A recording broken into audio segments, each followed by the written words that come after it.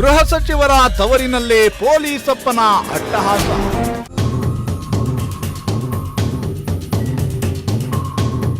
ವ್ಯವಹಾರ ಕುದುರಿಸ್ತೀನಿ ಅಂದವ ಮನೆಯನ್ನೇ ಖಾಲಿ ಮಾಡಿಸಿದ.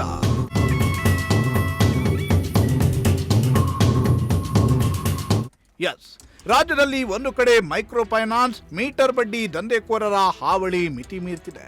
ಈ ಮೈಕ್ರೋ ಫೈನಾನ್ಸ್ನವರ ಕಿರುಕುಳ ತಾಳಲಾರದೆ ಅದೆಷ್ಟೋ ಮಂದಿ ತಮ್ಮ ಪ್ರಾಣವನ್ನೇ ಕಳೆದುಕೊಳ್ತಿದ್ರೆ, ಇನ್ನು ಅದೆಷ್ಟೋ ಕಡೆ ಊರೇ ಖಾಲಿ ಮಾಡ್ತಿದ್ದಾರೆ. ಇದೆಲ್ಲ ಒಂದು ಕಡೆ ಆದ್ರೆ, ಇತ್ತ ತುಮಕೂರಿನಲ್ಲಿ ರಕ್ಷಣೆ ಮಾಡಬೇಕಾದ ಪೊಲೀಸಪ್ಪನೇ ಸಾಲದ ಹೆಸರಿನಲ್ಲಿ ಕಿರುಕುಳ ನೀಡ್ತಾ ಇದ್ದು, ಬಡ ಕುಟುಂಬವೊಂದನ್ನ ಮನೆಯಿಂದಲೇ ಆಚೆ ಹಾಕಿರುವ ಪ್ರಕರಣ ಬೆಳಕಿಗೆ ಬಂದಿದೆ. ಹೌದು, ಗೃಹ ಸಚಿವರ ತವರು ತುಮಕೂರು ಜಿಲ್ಲೆಯ ಗುಬ್ಬಿ ತಾಲೂಕಿನಲ್ಲಿ ಬೆಳಕಿಗೆ ಬಂದಿರುವ ಪ್ರಕರಣವಿದು. ಹಾಲಿ ಚೇಳೂರು ಪೊಲೀಸ್ ಠಾಣೆಯಲ್ಲಿ ಕೆಲಸ ಮಾಡ್ತಿರುವ ಕಾನ್ಸ್ಟೇಬಲ್ ಕುಮಾರನ ಅಟ್ಟಹಾಸದಿಂದ ಒಂದು ಕುಟುಂಬ ಬೀದಿಗೆ ಬಂದಿದೆ. ವ್ಯವಹಾರ ಕುದುರಿಸಿಕೊಡ್ತೀನಿ ಅಂತ ನಂಬಿಸಿದ್ದ ಪೊಲೀಸಪ್ಪ ಕೊನೆಗೆ ಇವರ ಮನೆಯನ್ನೇ ಖಾಲಿ ಮಾಡಿಸಿದ್ದಾನೆ. ಗುಬ್ಬಿ ತಾಲೂಕಿನ ಹಾಗಲವಾಡಿ ಹೋಬಳಿಯ ಗುಡ್ಡೇನಹಳ್ಳಿ ಗ್ರಾಮದ ಸತೀಶ್ ಕುಮಾರ್ ಎಂಬಾತ ಅನಿವಾರ್ಯ ಕಾರಣದಿಂದಾಗಿ ಬೆಂಗಳೂರು ಮೂಲದ ಅಭಿಷೇಕ್ ಎಂಬುವರಿಂದ 4.5 ಲಕ್ಷ ರೂಪಾಯಿ ಕೈ ಸಾಲವನ್ನ ಪಡೆದುಕೊಂಡಿದ್ದು, ಭದ್ರತೆಗಾಗಿ ಒಂದು ಚೆಕ್ ಅನ್ನ ಕೂಡ ನೀಡಿದ್ದ. ಬಳಿಕ ಸತೀಶ್ ಕುಮಾರ್ 1 ಲಕ್ಷ ರೂಪಾಯಿಯನ್ನ ಮರುಪಾವತಿಯನ್ನು ಮಾಡಿದ್ದ. ಆದಾಗ್ಯೂ ಈ ಅಭಿಷೇಕ್ ಕಿರಿಕ್ ತೆಗೆದಿದ್ದ. ಬಳಿಕ ಈ ವ್ಯವಹಾರ ಶಿರಾ ಪೊಲೀಸ್ ಠಾಣೆಯಲ್ಲಿ ಕೆಲಸ ಮಾಡ್ತಿದ್ದ ಕುಮಾರ್ ಕೈಗೆ ಬಂದಿತ್ತು.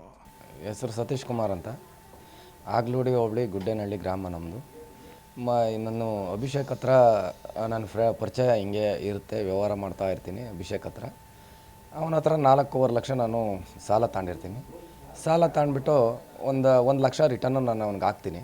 ಇನ್ನು 3.5 ಲಕ್ಷ ಸಾಲ ಇರುತ್ತೆ. ನಾನೇನು ಮಾಡ್ತೀನಿ, ನನ್ನ ಕೈ ಕೊಡೋಕ್ಕಾಗಲ್ಲ. ನಾನು ಒಂದಿಷ್ಟು ದಿನ ನಾಳೆ ನಾಡ್ದು ಅಂತ ಹೇಳಿ ನಾನು ಸತಾಯಿಸ್ತಾ ಹೋಗ್ತಾ ಇರ್ತೀನಿ. ಅವಾಗ ಅಭಿಷೇಕ್ ಅಂತ ಇರೋ ವ್ಯಕ್ತಿ ಕುಮಾರ್ ಅಂತ ಅವ್ನ ಫ್ರೆಂಡ್ ಇರ್ತಾನೆ ಸಿರಾದಲ್ಲಿ. ಅವನು ಸರಿಕಾಗ್ಬಿಟ್ಟು ನನಗೆ ಸರಿಕಾಗ್ಬಿಟ್ಟು ಕುಮಾರ್ ಅವನು PC ಆಗಿದ್ದಾನೆ, ಪೊಲೀಸ್ ಆಗಿದ್ದಾನೆ ಸಿರಾ.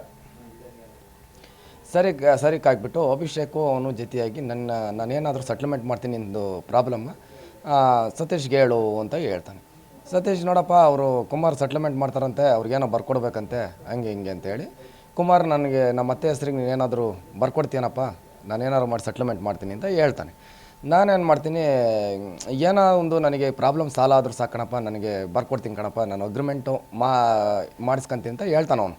ನಾನೇನು ಮಾಡ್ತೀನಿ, ಅಗ್ರಿಮೆಂಟು ಏನೋ ಒಟ್ನಾಗ ಏನೋ ಒಂದು ಮಾಡ್ಕೊಂತಾನೆ ಅಂದ್ಕೊಂಬಿಟ್ಟು ನನಗೆ ಗೊತ್ತಿರಲ್ಲ ಅದು. ಅಗ್ರಿಮೆಂಟ್ ಮಾಡಿಸ್ತೀನಿ ಅಂದ್ರೆ ಅಗ್ರಿಮೆಂಟ್ ಮಾಡಿಸ್ತೀನಿ ಅಂತ ಹೇಳಿ ಬರ್ಸ್ಕೊಂಡ. ನಾನು ಏನೋ ಪ್ರಾಬ್ಲಮ್ ಸಾಲ್ವ್ ಮಾಡ್ತಾನೆ ಅಂತ ನಾನು ಸುಮ್ಮನಾಗ್ಬಿಟ್ಟೆ.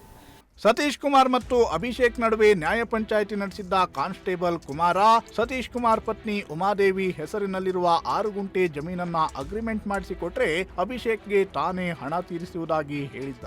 ಕುಮಾರ್ ಹೀಗೆ ಹೇಳ್ತಿದ್ದಂತೆ ಸ್ವಲ್ಪ ನಿರಾಳನಾದ ಸತೀಶ್ ಕುಮಾರ್ ಇದಕ್ಕೆ ಒಪ್ಪಿ ಅಗ್ರಿಮೆಂಟ್ ಅನ್ನ ಕೂಡ ಮಾಡಿಕೊಟ್ಟು ಬಿಟ್ಟಿದ್ದ. ಇದಾದ ಸ್ವಲ್ಪ ದಿನದಲ್ಲಿಯೇ ಏಕಾಏಕಿ ತನ್ನ ಸ್ನೇಹಿತರೊಂದಿಗೆ ಸತೀಶ್ ಕುಮಾರ್ ಮನೆ ಬಳಿ ಬಂದಿದ್ದ ಕುಮಾರ ಸತೀಶ್ ಕುಮಾರ್ ಮತ್ತು ಪತ್ನಿ ಉಮಾದೇವಿಯನ್ನ ಹೆದರಿಸಿ ಒಂದು ಖಾಲಿ ಪತ್ರಕ್ಕೆ ಸಹಿ ಮಾಡಿಸಿಕೊಂಡು ಹೋಗಿದ್ದ. ಅಲ್ಲಿ ಏನಾಗೈತೆ ಅಂತಂದ್ರೆ ಅಗ್ರಿಮೆಂಟ್ ಬದಲಿಗೆ ರಿಜಿಸ್ಟರ್ ಆಯ್ತು. ಇವಾಗ ಗೊತ್ತಾಗೈತೆ ಅದು ನನಗೆ. ಇಷ್ಟು ದಿನ ನನಗೆ ಅದು ಮಾಡಿಸ್ಕೊಂಡಿದ್ದು 1.5 ವರ್ಷ. ಇವಾಗ ನನಗೆ ಆ ವಿಚಾರ ಇವಾಗ ಗೊತ್ತಾಯ್ತು ಸರ್. ನನಗೆ ರಿಜಿಸ್ಟರ್ ಆಗಿರೋದು ಯಾಕೆ ಅಂತಂದರೆ ಗಲಾಟೆ ಆದಮೇಲೆ ನನಗೆ ಗೊತ್ತಾಗಿರೋದು. ಅಷ್ಟಾದಮೇಲೆ ನಾನು ಕುಮಾರ್ಗೆ ನಾನು ಅಭಿಷೇಕ್ ಒಂದೆಲ್ಲ ಪ್ರಾಬ್ಲಮ್ ನಾನು ಸಾಲ್ವ್ ಮಾಡಿದ್ನಪ್ಪ, ನನಗೆ ದುಡ್ಡು ಕೊಡು, ಬಡ್ಡಿ ಕಟ್ಕೊಂಡು ಹೋಗು ಅಂತ ಹೇಳ್ತಾನೆ. ಬಡ್ಡಿ ಕಟ್ಕೊಂಡು ಹೋಗು ಅಂತ ಹೇಳಿದಾಗ ನಾನೇನು ಮಾಡ್ತೀನಿ, ಅಭಿಷೇಕಂಗೆ ಕೇಳ್ತೀನಿ, ಅಭಿಷೇಕ್ಗೆ ನನಗಿನ್ನೂ ಕೊಟ್ಟಿಲ್ಲಪ್ಪ, ಬಂದಿಲ್ಲ, ದುಡ್ಡು ಬಂದಿಲ್ಲ, ಆದರೂ ನಾನು ರಿಜಿಸ್ಟರ್ ಮಾಡಿ ಅವನು ಅಗ್ರಿಮೆಂಟು ಅಂತ ಮಾಡ್ಕೊಂಡಿರ್ತಾನಲ್ಲ, ನಾನೇನು ಬಂದಿಲ್ಲ, ನಾನು ಇನ್ನೇನು ನಾನು ಕೊಡ್ತೀನಿ, ಸುಮ್ಮನೆ ಒಂದು ಸ್ವಲ್ಪ ತಳಿ ನಾನು ಕೊಡ್ತೀನಿ ಅಂತ ಅವ್ನಿಗೆ ಹೇಳ್ತಾ ಇರ್ತಾನಂತೆ. ಕೊನೆಗೆ ನನಗೂ ದುಡ್ಡು ಕೊಟ್ಟಿಲ್ಲ, ಮೋಸ ಮಾಡ್ದ ಅಂತ ನನಗೆ ಕೇಳ್ತಾ ಇಲ್ಲ. ಆದರೂ ಅಭಿಷೇಕ್ ಏನು ಹೇಳ್ತಾನೆ, ನೀನು ಏನಾದರೂ ಮಾಡಿ ಬಗೆಹರಿಸ್ಕೊಂಡು ಆಯಿತು, ಈ ಪೊಲೀಸ್ ಕುಮಾರನ ಜೊತೆಗೆ ಹಾಕ್ಕೊಂಡು ನನಗೂ ಹಾಳು ಮಾಡ್ದ, ನನಗೆ ದುಡ್ಡು ಕೊಟ್ಟಿಲ್ಲ, ನನಗೆ ಕೊಟ್ಟಿರೋದೇ 3 ಲಕ್ಷ ಅಂತ ಹೇಳ್ತಾವನೆ. ನನಗೆ ಅಷ್ಟೇ ಕೊಟ್ಟಿರೋದು. ನನಗೂ ಪೊಲೀಸ್ ಕುಮಾರ್ ಅವರು ಅವ್ರ ಅತ್ತೆಗೆ ಬರ್ಸ್ಕೊಂಡ್ರು. ಅವ್ರ ಅತ್ತೆ ಹಿಂಗೆ ಬಡ್ಡಿ ಕಟ್ಕೊಂಡು ಹೋಗ್ತಾ ಇದ್ನಲ್ಲ, ಸುಮ್ಮನಿದ್ರು. ನನ್ನ ಯಾವುದೇ ಥರಕ್ಕೆ ಏನೋ ಸಮಸ್ಯೆ ಆಗ್ತಿರಲಿಲ್ಲ. ನಾನು 18,000 ರೂಪಾಯಿ ಬಡ್ಡಿ ಕಟ್ತಾ ಇದ್ದೆ. ಬಡ್ಡಿ ಕಟ್ತಾ ಇದ್ದ ಆದಮೇಲೆ ಕುಮಾರು ಒಂದು 6 ತಿಂಗಳು ಬಡ್ಡಿ ಕಟ್ತೆ. 6 ತಿಂಗಳು ಕಟ್ಟಿದ್ದ ಆಗಿಲ್ಲ ಅಂತ ಗೊತ್ತಾದ್ಮೇಲೆ ನನ್ನ ಹತ್ರ ಅಡಿಕೆ ಸೋಸಿ ಅದು ಇದು ಕಟ್ಟೋಕ್ಕಾಗ್ತಾಯಿಲ್ಲ ಅಂತೇಳಿ ಕಾಯಿ ಅದು ಇದು ಎಲ್ಲ ತಗೊಂಡೋಗಕ್ಕೆ ಸ್ಟಾರ್ಟ್ ಮಾಡ್ದೆ. ನೀನು ಬಡ್ಡಿ ಕಟ್ತಾ ಇಲ್ಲ, ನೀನು ಈ ವಾರ ಕೊಡಿಲಿ ಅಂತ ಹೇಳ್ಬಿಟ್ಟು ನನ್ನ ಹತ್ರ ಇಸ್ಕೊಂಡು ನಾನು ಬೈಕೆ ಎದುರಿಬಿಟ್ಟು ಏನಾದರೂ ಆಗಲಿ ಅಂತ ನಾನು ಸುಮ್ಮನಲ್ಲೇ ಇದ್ದೆ. ಏನೋ ಬರ್ಸ್ಕೊಂಡವನಲ್ಲಪ್ಪ ನನಗೆ, ಆಮೇಲೆ ಏನಾದ್ರು ಸಮಸ್ಯೆ ಮಾಡ್ಯಾನು ಅಂತ ಸುಮ್ಮನೆ ಇದ್ದೆ. ಆಮೇಲೆ ದಿನ ಕಳೀತಾ ಆಮೇಲೆ ಕಾರು ನಮ್ಮದೊಂದು ಕಾರ್ ಇತ್ತು. ಕಾರ್ ಏನು ಮಾಡ್ದೆ, ನನಗೆ ಒಂದು 4 ದಿನ ಕಾರ್ ಕೊಡ್ತೀನಿ, ನಾನು ಏನೋ ವಾಪಸ್ ಕೊಡ್ತೀನಿ ಅಂತ ಹೇಳಿ ಇಸ್ಕೊಂತಾನೆ. ಒಂದು 4 ದಿನ ಹೊಡೆದಾಡ್ಬಿಟ್ಟು ನನಗೆ ಕಾರು ನನಗೆ ಕೊಟ್ಬಿಡು ಅಂತ ಹೇಳ್ತಾನೆ. ನಾನೇನು ಮಾಡ್ತೀನಿ, ತಗೊಳಪ್ಪ ನಿನ್ನ ಕಾರು ಅದೇನು ಕರ್ದಿಗೆ ಕೊಟ್ಬಿಡ್ತೀನಿ ಅಂತಂತೀನಿ. ಹಾಕಪ್ಪ 29 ಫಾರಮ್ ಸೈನ್ ಅಂತ ಹೇಳಿ ಹಾಕಿಸ್ಕೊಂತಾನೆ. ಹಾಕಿಸ್ಕೊಂಡು ಆದಮೇಲೆ ನನಗೆ ದುಡ್ಡು ಕೊಡ್ತೀನಿ ಅಂತ ದುಡ್ಡನ್ನು ಕೊಡ. ಕಾರು ಅವನ ಹತ್ರನೇ ಐತೆ. ಈಗ ಎಲ್ಲ ಇದೆ ಕಾರು? ಅದು ಕಾರು ಸೀಸ್ ಆಯ್ತು. ಅಂದ್ರೆ ನೀವು ಲೋನ್ ಕಟ್ಟಿಲ್ಲ, ಸೀಸ್ ಆಯ್ತು. ಈಗ ಮನೆಯಿಂದ ಈಗ ಹೊರ ಹಾಕೋದ್ರಿಂದ ಯಾವತ್ತು ಹಾಕಿದೆ, ಏನಾಯ್ತು? ಇದಾದ ಬಳಿಕ ಏಕಾಏಕಿ ಹಲವು ಗೂಂಡಾಗಳನ್ನ ಕರೆದುಕೊಂಡು ಬಂದ ಕಾನ್ಸ್ಟೇಬಲ್ ಕುಮಾರನ ಅತ್ತೆ ಲಕ್ಷ್ಮೀದೇವಿ ಸತೀಶ್ ಕುಮಾರ್ ಪತ್ನಿ ಉಮಾದೇವಿಯನ್ನ ಮನೆಯಿಂದ ಆಚೆ ಹಾಕಿ ಮನೆ ಖಾಲಿ ಮಾಡಿಸಿದ್ದಾರೆ. ಯಾರಾದರೂ ಮನೆ ಒಳಗೆ ಬರಲು ಪ್ರಯತ್ನಿಸಿದ್ರೆ ಕತ್ತು ಕೊಯ್ದುಕೊಳ್ತೇನೆ ಅಂತ ಕುಮಾರ್ ಅತ್ತೆ ಲಕ್ಷ್ಮೀದೇವಿ ಹೆದರಿಸುತ್ತಿದ್ದಾಳಂತೆ. ಹೀಗಾಗಿ ತಮ್ಮ ಎಲ್ಲಾ ವಸ್ತುಗಳನ್ನ ಆ ಮನೆಯಲ್ಲಿಯೇ ಬಿಟ್ಟು ಸತೀಶ್ ಕುಮಾರ್ ತನ್ನ ಪತ್ನಿ ಮತ್ತು ಮಗಳೊಂದಿಗೆ ಕಳೆದ 1 ವಾರದಿಂದ ತುಮಕೂರಿನ ಸಿದ್ಧಗಂಗಾ ಮಠದಲ್ಲಿ ಬಂದು ಮಲಗ್ತಾ ಇದ್ದಾರೆ. ಸರ್, ನಾನು ಒಳಗಡೆ ಇದ್ದಳು, ಬಾಗಿಲು ಓಪನ್ ಇತ್ತು. ಒಳಗಡೆ ಊಟ ಮಾಡ್ತಾ ಕೂತಿದ್ದೆ. ಸ್ಟಾರ್ಟಿಂಗ್ ಇಬ್ಬರು ಲೇಡಿ ಬಂದುಬಿಟ್ಟು ಒಳಗಡೆ ಸೈಲೆಂಟಾಗಿ ಕೂತಿದ್ದಾರೆ, ನಮಗೆ ಗೊತ್ತೇ ಇಲ್ಲ. ಆಚೆ ಬಂದಾಗ ಇಬ್ಬರು ಅವ್ರಿಗೆಂದು ನಾನು ಅವ್ರು ನೋಡಿಲ್ಲ, ಏನಿಲ್ಲ. ನನಗೆ ಗೊತ್ತಿಲ್ದೊಳಂಗೆ ಯಾರು ಏನು ಅಂತ ಕೇಳಿದಾಗ ಅಮೌಂಟ್ ಇಸ್ಕೊಳ್ಳುವಾಗ ಗೊತ್ತಿತ್ತು, ಇವಾಗ ಗೊತ್ತಿಲ್ವ ಅಂತ ಬೆದರಿಕೆ ಹಾಕಿದ್ರು. ಇಲ್ಲ ಕಣ್ರಿ, ನಮಗೆ ಗೊತ್ತಿಲ್ಲ, ನೀವು ಯಾರು ನಾನು ನೋಡಿಲ್ಲ ಅಂತಂದಾಗ ನಿಮ್ಮ ಮನೆಯವ್ರು ಕರೀರಿ ಗೊತ್ತಾಗುತ್ತೆ ಅಂತಂದರು. ನಮ್ಮ ಮನೆಯವರೆಲ್ಲ ಹೋಗಿದ್ದಾರೆ ಅಂತ ಕರೆಯೋಣ ಅಂತ ಆಚೆ ಬಂದಾಗ ಸಡನ್ನಾಗೆ ಒಂದು ಲಾಕ್ ಹಾಕೊಂಬಿಟ್ರು. ನಾನು ಆಚೆ ಇದ್ನಲ್ಲ ಸರ್, ಇನ್ನೊಂದು ಡೋರ್ ಓಪನ್ ಇತ್ತು, ಅದಕ್ಕೆ ನಾನು ಲಾಕ್ ಮಾಡಿ ನಮ್ಮ ಮನೆಯವ್ರನ್ನ ಹುಡುಕಾಡ್ತಾ ಇದ್ದೆ. ಅಷ್ಟರಲ್ಲಿ ಅವ್ರ ಅತ್ತೆ ಬಂದುಬಿಟ್ಟು ಕಾಂಪೌಂಡ್ ಇದೆ ಸರ್, ಕಾಂಪೌಂಡ್ ಹತ್ತಿ ಬಂದು ಬೀಗ ಓಪನ್ ಕೆಚ್ಚುತ್ತಾ ಇದ್ದಾರೆ. ಅವ್ರು ಒಳಗಡೆ ಇವಾಗ ಲಾಕ್ ಮಾಡ್ಕೊಂಡ್ರು. ನನಗೆ ಎಷ್ಟು ಪ್ರಯತ್ನ ಪಟ್ಟು ನನಗೆ ತೆಗಿಯೋಕ್ಕೆ ಆಗಲಿಲ್ಲ.